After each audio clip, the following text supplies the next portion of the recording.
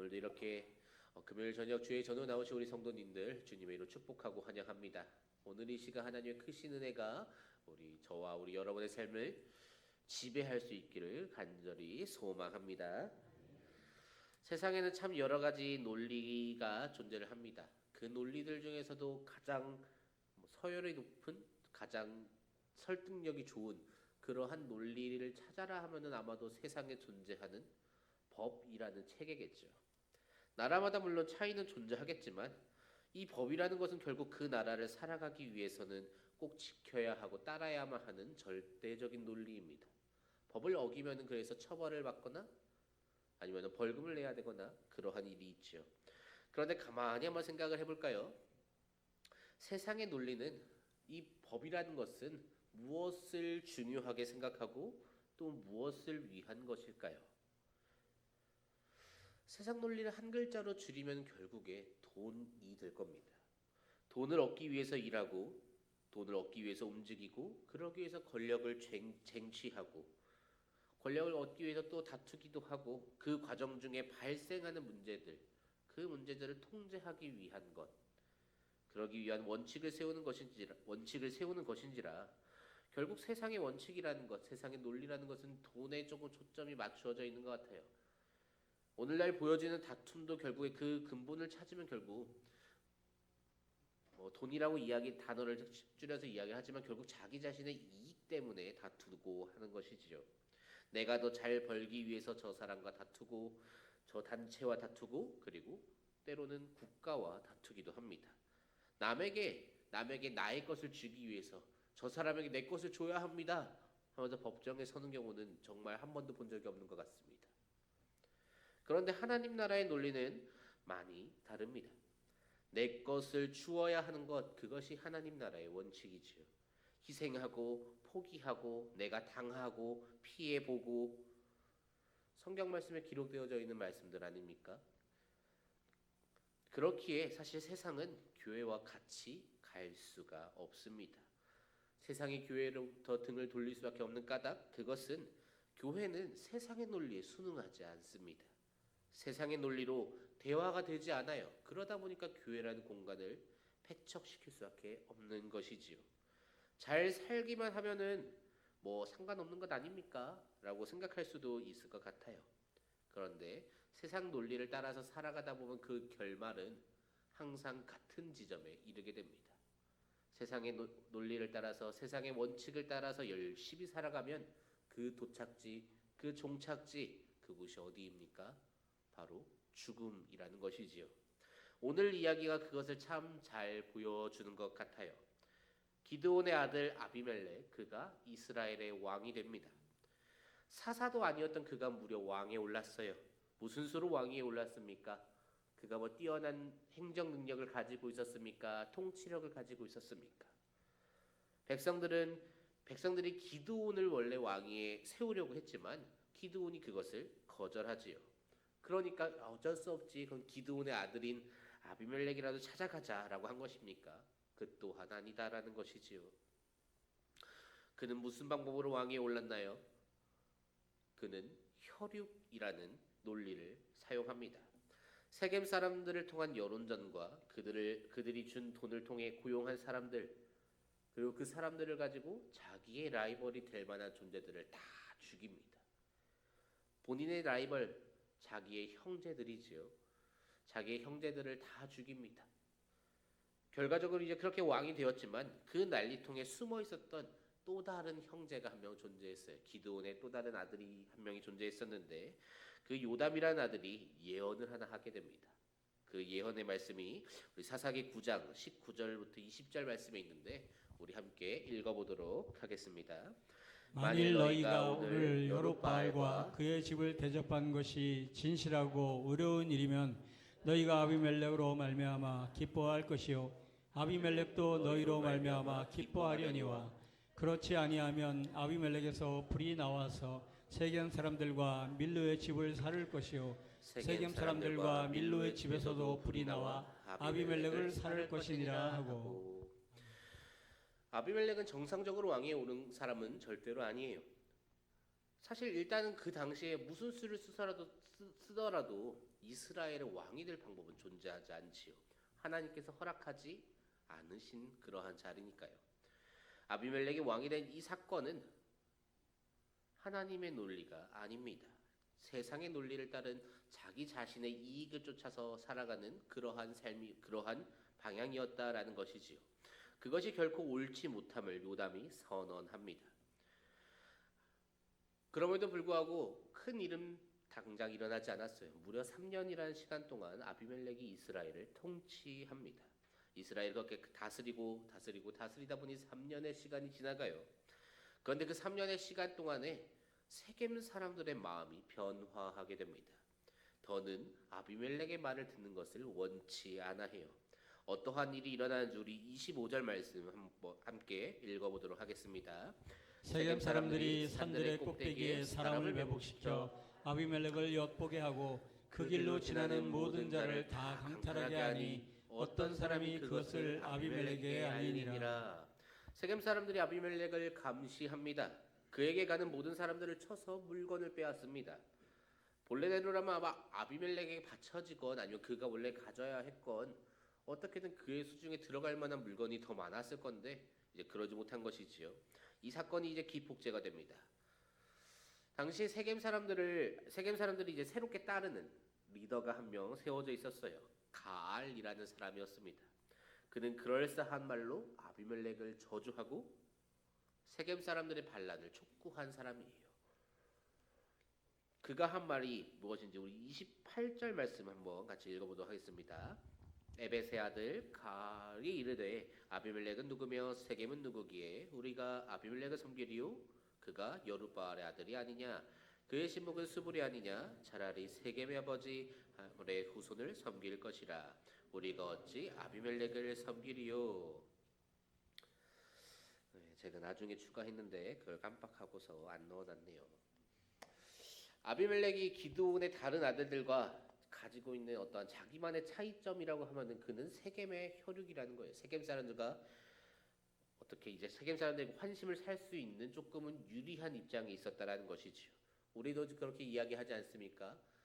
혈연, 지연, 학연 그런 것과 비슷한 것이지요. 세겜 사람들의 환심을 사서 왕위에 올랐던 사람이 아비멜렉이에요.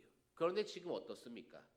자기가 세겜 사람들에게 그 혈육을 가지고서 그들을 꼬셨는데 더 진한 혈육으로 인해서 내팽겨치게 돼요. 더 진한 혈육을 따르는 게 낫다라는 논리로 아비멜렉을 배신시킵니다. 결국에 자신이 따르던 세상의 그 논리 그대로 아비멜렉은 세겜으로부터 버림을 받습니다. 이 과정이 참 재밌다라는 것이지요. 가알이 세겜 사람들을 설득한 논리는 아비멜렉이 아니라 차라리 하몰의 후손을 섬기는 게 낫다라고 말을 하면서 너희가 내 수하에 있었더라면 내가 아비멜렉 저정석 정도는 제거할 수 있다라고 말을 하면서 자기 자신을 굉장히 지켜 세웁니다. 그래서 자기가 아비멜렉보다 더 낫고 더 강한 것처럼 내가 더 강하니까 나에게 복종해라 라는 것을 이야기를 합니다.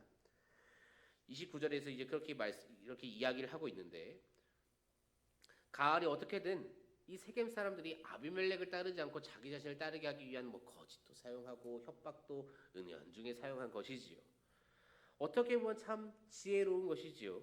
아비멜렉의 그 정치적 기반 그것이 세겜에만 있다는 것을 그는 너무나도 잘 알았어요. 그래서 그 세겜만 무너뜨리면 끝난다라는 것을 잘 알고 있었습니다. 그래서 세겜 사람들의 신임을 얻어내요.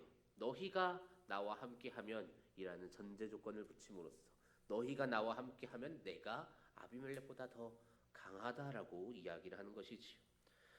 이 가알이라는 사람은 지금 아비멜렉이 쳐들어오든 말든 사실 상관이 없습니다. 세겜만 빼앗으면은 그를 무너뜨릴 수 있다라고 생각을 하고 있기 때문이죠.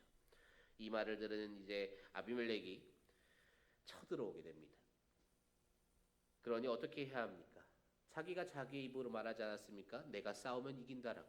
싸우면 이긴다. 내가 더 강하다라는 그 강함의 논리 그가 주장했는데 그 주장대로 그 논리대로 그는 싸워야 하겠지요. 우리 38절 말씀 함께 읽어보도록 하겠습니다. 스불이 그에게 이르되 내가 전에 말하기를 아비멜렉이 누구이기에 우리가 그를 섬기려 하던 그 입이 이제 어디 있느냐? 이들이 내가 없인 여기던 그 백성이 아니냐? 청하노니 이제 나가서 그들과 싸우라 하니. 오늘 말씀은 계속해서 동일한 모습을 보여주고 있습니다. 세상의 논리로 승리하는 것처럼 보였던 자들, 그들은 그들이 자기 자신이 펼친 그 논리, 그 방법 그대로 무너져 내린다라는 것이지요. 심지어 최후의 승리를 얻은 것 같았던 왕의 자리에 오른 그 아비멜렉도 어떠한가요? 한 여인이 던진 맷돌에 두개골이 깨져서 죽임당하게 됩니다. 아비멜렉과 세겜의 다툼은 요담의 저주가 이루어진 것을 보여주지요. 그리고 그것을 보여준과 동시에 하나님께서 그들에게 행한 대로 갚아주셨음을 성경에서는 분명하게 이야기하고 있습니다. 56절과 57절 말씀, 우리 오늘 아까 읽었던 말씀인데 한 번 더 읽어보도록 하겠습니다.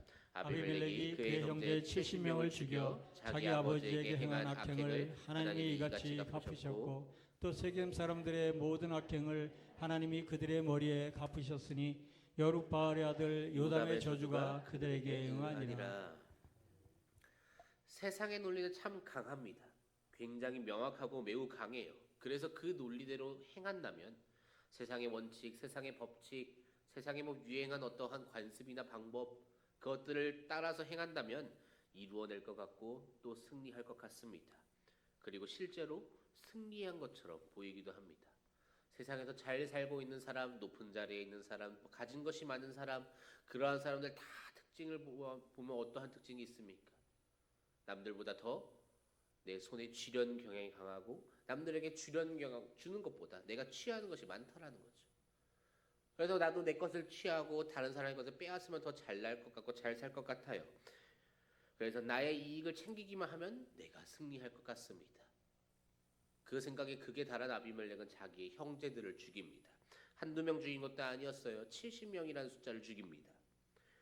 그래야 더 불리한 위치에 있는 자기의 형들이 되었건 아니면 자기보다 잘난 사람이 되었건 자기보다 더 강한 세력을 가지고 있는 사람이 되었건 그들을 제거하고 내가 더 유리한 위치, 기드온의 아들이라는 그 사람들 중에서 내가 가장 유리한 위치에 설 것 같으니까 그 위치에 서기 위해서 과감하게 형제를 죽이는 결단을 합니다.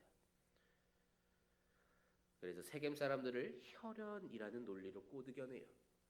정치 기반이 없는 자기의 자신의 어떠한 힘이 필요했으니까 말이지요. 그 결말이 어떠합니까? 형제를 죽인 것처럼 그 또한 죽임을 당해야 했습니다. 자기보다 더 진한 혈연으로 인해 나의 사람이고 나의 세력이라 생각했던 그 세겜 사람들에게 배신당해야 했습니다. 세상의 논리는 빈약하고 세상의 논리는 거짓입니다. 그렇게 말하는 것이 아니에요. 세상의 논리로 하나님을 거역하면 일어나는 사태가 무엇인지를 보여주는 것이지요. 하나님 나라에는 그 무엇보다 확실한 한 가지 원칙이 존재합니다. 그것은 바로 이 하나님 나라는 그리고 하나님 나라의 것은 오직 의인에게만 허락된다는 원칙입니다. 그 논리는 어떠한 일이 있어도 변하지 않습니다. 아비멜렉이 왕이 없던 나라에서 왕이 되었고 어쩌고저쩌고 다 필요 없다라는 거죠. 그가 의인이 아닌 이상 하나님의 은혜를 받지 못합니다. 하나님의 은혜를 받지 못하면 어떻게 되는 것입니까? 결국에 하나님과 등을 돌린 자라는 거죠. 하나님을 치시는 것이죠. 결국에 무엇을 생각할 수 있다라는 것인가요? 세상의 논리를 따라서 내 힘으로 내가 행한 것들, 그것은 결단코 옳은 것이 아니다라는 것이지요.